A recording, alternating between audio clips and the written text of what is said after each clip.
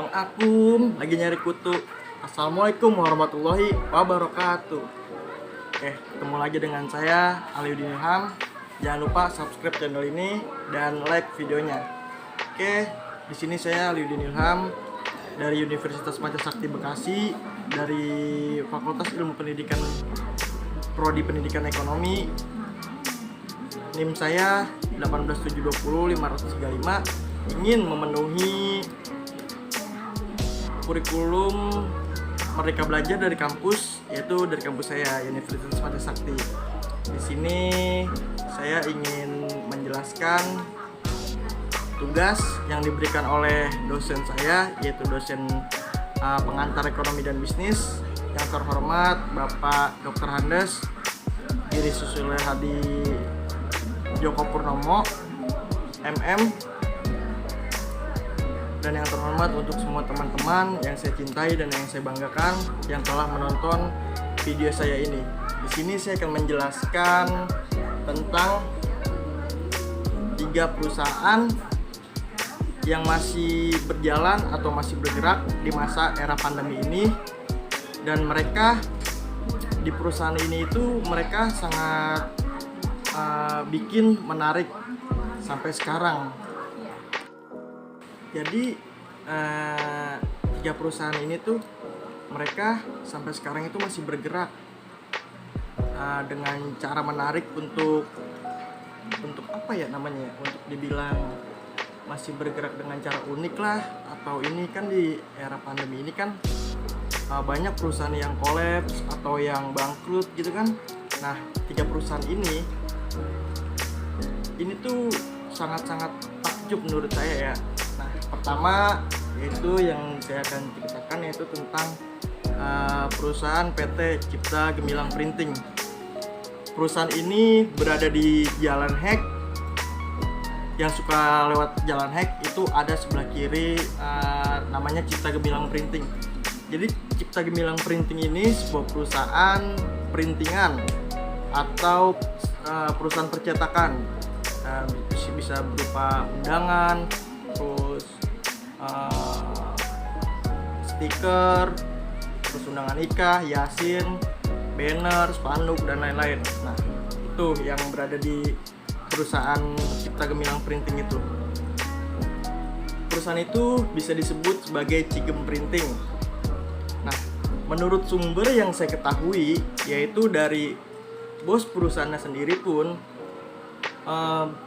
jadi perusahaan ini tuh pernah mengalami hampir benar-benar yang namanya waktu di masa era pandemi ini sampai benar-benar ditutup, karena kan di situ di Jalan Hek itu kan sebagai jalan protokol juga. Jadi di jalan itu di sebelah kiri itu di jalan raya itu, karena tokonya ini ada perusahaan ini PT-nya ini ada di jalan raya dan itu berupa toko. Jadi perusahaan ini tuh sempat ditutup oleh Satpol PP. Benar, sampai ditutup oleh Satpol PP. Sampai perusahaan ini pun benar-benar ditutup, nggak boleh untuk buka atau kerja untuk semua karyawannya. Dan lucunya itu, jadi ketika saya kesana, perusahaan ini ternyata nggak tutup. Jadi ada bacaan kayak pamflet di depan gitu, perusahaan ini tuh kayak cuman pura-pura tutup tapi aslinya buka. Tiba-tiba ada salah satu karyawan yang keluar. Nah, bayangin tuh, sampai karyawannya keluar dan dia bilang sampai ngintip-ngintip sampai bilang, udah bang, masuk aja, masuk, tapi pakai maskernya, kayak gitu. Waktu itu di era pandemi, kalau nggak salah sih waktu itu di bulan Mei. Itu benar-benar sangat PSBB, benar-benar ketat sekali kan Jakarta ini. Dan itu saya pun masuk ke situ benar-benar sepi banget. Kitanya ingin buat apa ya? Saya dari pokoknya kedatangan saya itu ingin buat ada pokoknya kayak gitu. Itu buat ada pesanan gitu kan dari pelanggan saya gitu. Nah, seketika di situ tiba-tiba gerbang itu sedikit terbuka, jadi kayak teralis rolling door-nya itu sempat terbuka. Dan ketika di situ ada razia, bayangin aja ada razia Satpol PP untuk mengerazia di sekitaran itu kan banyak toko-toko dan perusahaan-perusahaan lain gitu kan. Ada yang ditangkap, ada yang dimasukin ke Satpol PP, ada yang dibawa ke mobil ke Satpol PP, ada yang diangkut lah istilahnya karyawan-karyawannya. Dan anehnya perusahaan ini bener-bener langsung gimana ya, kayak ketakutan gitu, langsung tutup rolling door-nya. Di situ para pelanggannya mereka itu para pelanggan perusahaan ini itu disuruh diem aja di situ sampai pesanannya itu sampai bener-bener jadi. Nah, dan jadi di perusahaan ini juga dia sampai bener-bener dia buka jasa online, dan jasa online-nya itu bener-bener gimana ya, karena karyawan mereka itu ada banyak kan, sekitar ada 10-20 orang ada di tim produksinya, ada di tim gitunya, sampai mereka itu buat jasa online. Nah, buat jasa online ini jadi kayak mereka ini taruh ada nomor WA di depan untuk pemesanan online, taruh WA atau bisa jadi kita ketika mau mesan itu kita bisa kirim file kita dulu, dan anehnya itu nggak dipintain duit dulu.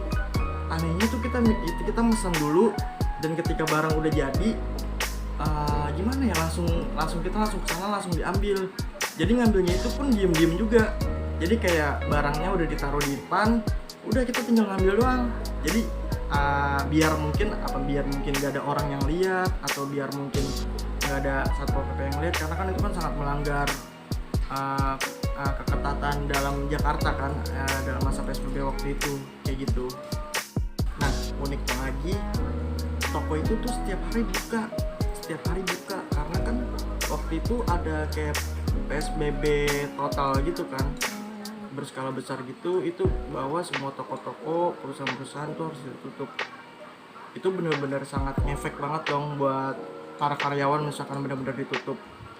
Dan ternyata perusahaan ini benar-benar masih berjalan, walaupun itu dengan cara online. Terus ada juga barang dikirim lewat Gojek, ada juga barang dikirim lewat karyawannya sendiri, karyawan yang ngantar ke itunya, ke si pelanggannya, kayak gitu. Itu sumber dari saya dan dari bos perusahaannya langsung, dari PT Gemilang.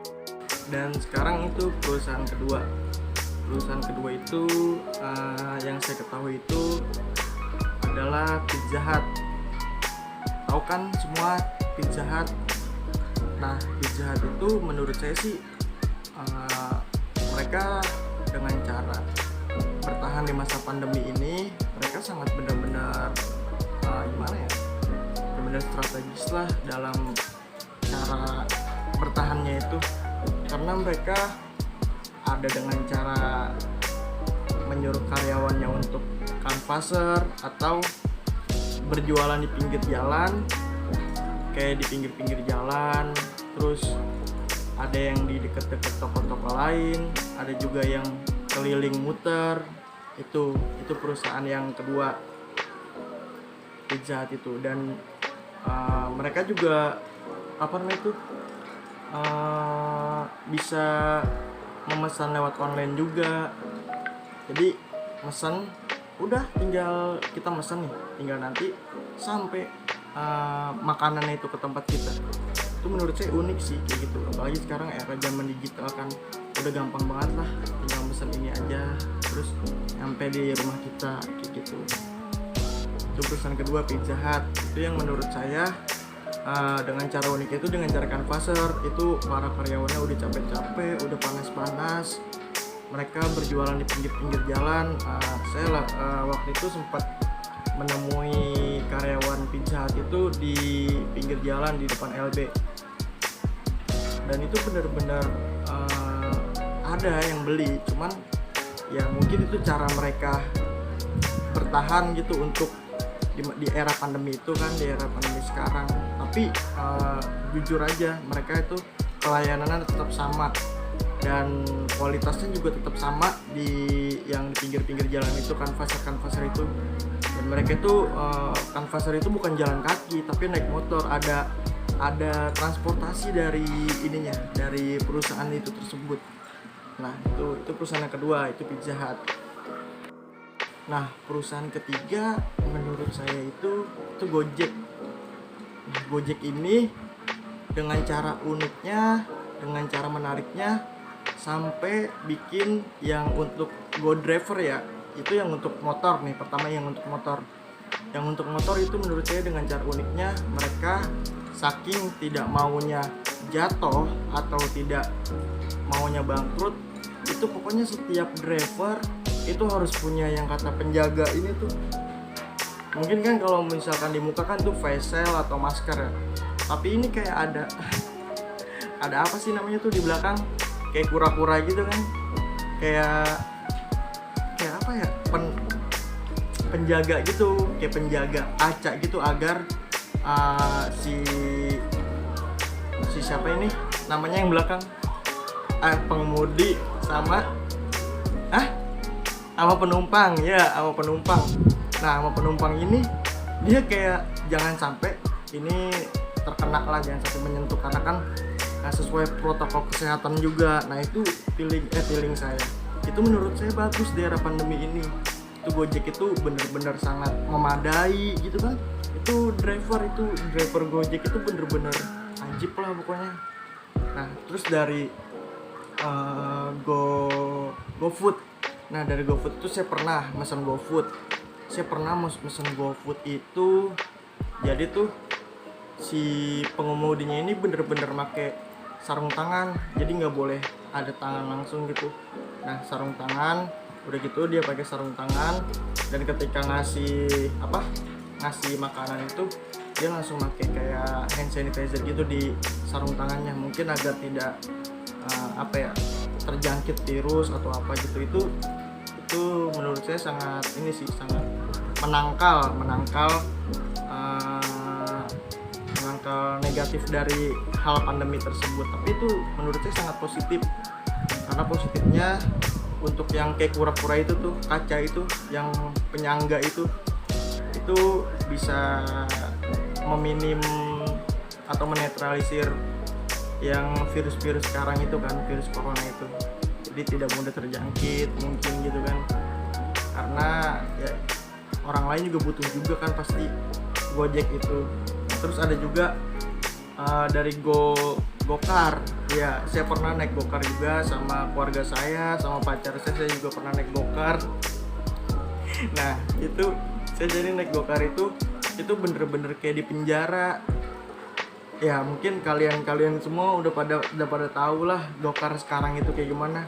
Jadi khusus di pengemudinya itu kayak ada penyangga itu, kayak ada penyangga buat pokoknya ini pengemudi nih.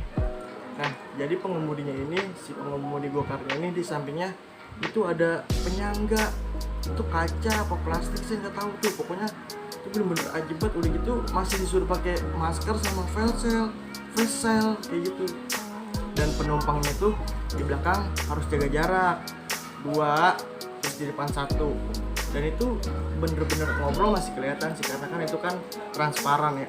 Itu menurut saya bener-bener unik sih menurut saya, karena kan waktu di zaman dulu mana ada kayak gitu kan, mana ada penyangga dari pengemudi sama penumpang gitu kan. Nah itu menurut saya, itu 3 perusahaan itu tersebut menurut saya yang sangat-sangat unik sih, menurut saya sangat-sangat menarik, dan sumbernya itu bener-bener sumber saya langsung dari saya pribadi. Mungkin teman-teman atau semuanya juga pernah melihat atau pernah merasakan hal yang sama kayak gitu. Terima kasih, itulah yang dapat saya sampaikan atau yang saya ceritakan tentang pengalaman saya pada 3 perusahaan tersebut. Kurang lebihnya mohon maaf. Wassalamualaikum warahmatullahi wabarakatuh.